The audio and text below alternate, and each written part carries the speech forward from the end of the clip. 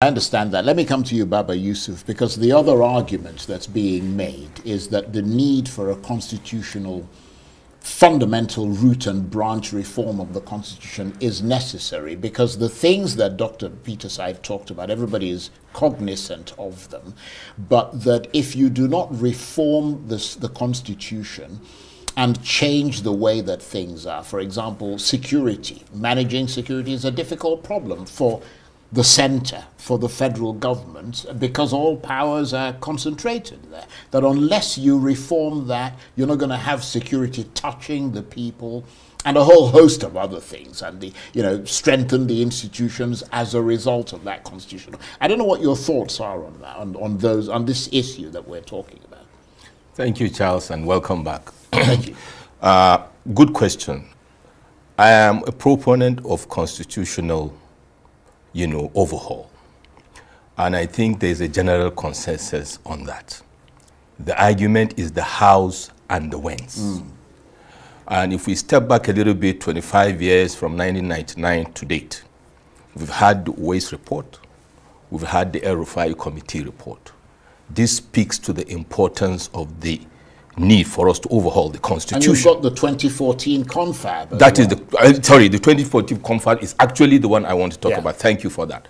But importantly, Charles, this is a country that the political class, the traditional institutions, and all leaders are leading. And there has been a cry by the almost entire populace of this country with regards to concerns about injustice, about inequality, about corruption, and all that. And I humbly believe that part of the problem, as much as execution and implementation is a key issue, the provisions of the Constitution encourages the lack of implementation with due respect. And I'll take the analogy of dock with regards to the building. If you make a building that is on a faulty foundation, or you build on a swamp without the necessary decking, you will just have to find a way to have another foundation. Because this is a country of about 200 and something million people. This Constitution, 1999, go back and check out the number of the population of the country at that time and the myriad of issues. So if those fundamental issues are not addressed, for example, in terms of economy, the cost of governance, the political system that we have adopted, we are using, is going to be addressed.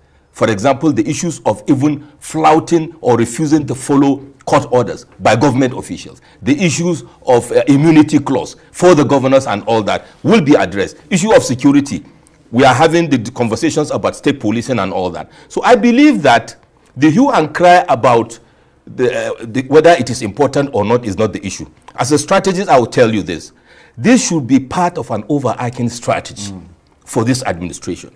And you have a sequencing within the strategy to say, when do we start having this conversation? And with that, I align with the patriots to say they have taken the initiative to kickstart a conversation, a serious conversation with the president. I like his response to that effect, but I agree that we have pressing issues. However, Mr. President should be working with a strategy, and that is my concern with this administration. I've been saying, do we have an overarching strategy? Do we have a blueprint? Do we have an action plan? Are we reviewing and milestoning? And within that, we have this conversation and key in this within a process to say, is it between now and 2027? Are we going to have the process initiated, or when is it going to land? But for Nigeria to evolve, we must eyeball this issue of the constitutional overhaul, over and beyond this perennial constitutional amendment by the National Assembly, which are mostly driven by some political agendas. Yeah, that's a good point. But in